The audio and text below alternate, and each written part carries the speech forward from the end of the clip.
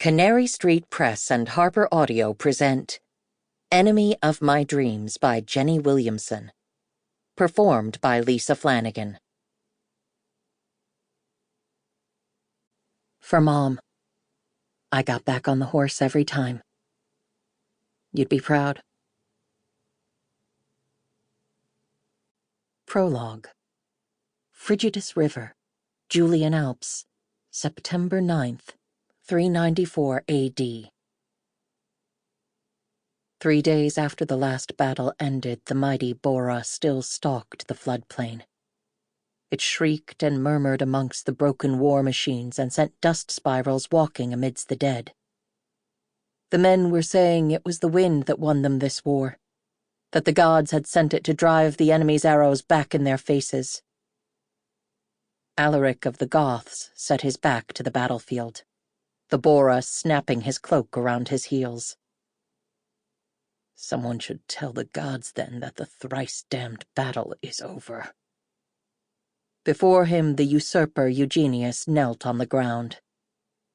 Even kneeling, he was thin and stooped as an overtall reed. The wind filled the executioner's stained cloak like a tattered sail and snatched the words from the condemned man's mouth. 10,000 of his own dead to achieve this. Half the Federati, and the Romans had barely scratched their breastplates. A heavy hand clapped down on Alaric's shoulder.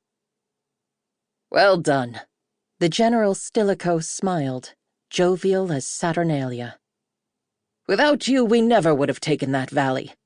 You have covered yourself in glory these past days. Glory. Alaric felt a muscle in his jaw clench.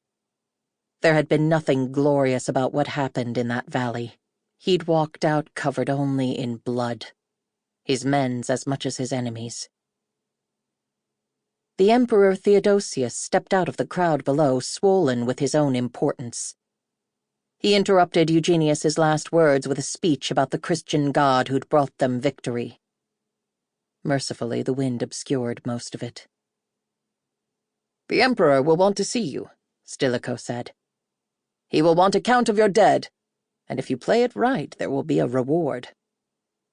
You mean the homeland he promised? Alaric could not keep the bitterness from his voice. For years, Theodosius had been promising land, always after the next great victory and the next. His people were still landless and homeless, and now half of them were dead. If that was a coincidence, he'd eat his own boots. Must you do this every time? Stilicho let out an aggrieved sigh.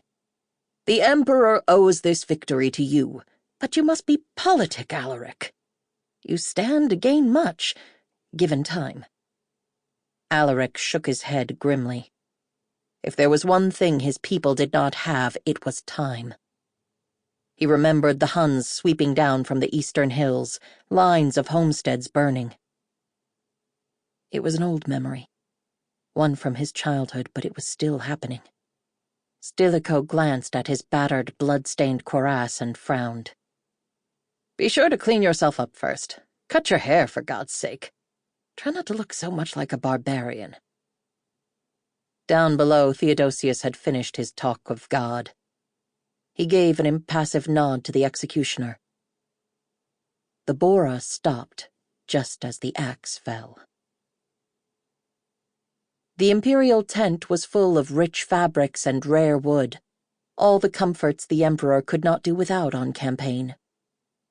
Theodosius sat with his head bent over a solid oak desk, making scratch marks on a wax tablet, his scalp pink with sunburn. Alaric thought of the bent backs, the sweat and suffering that had brought the emperor's desk this far. At length, Theodosius spoke. Your report? By my reckon, we lost 10,000. The emperor's hand stilled. Tell me how you managed to lose half of the Federati. The scouts told us that the rim was clear. It wasn't. The archers picked us off like turtles in a bucket. And you lost 10? Sample complete. Ready to continue?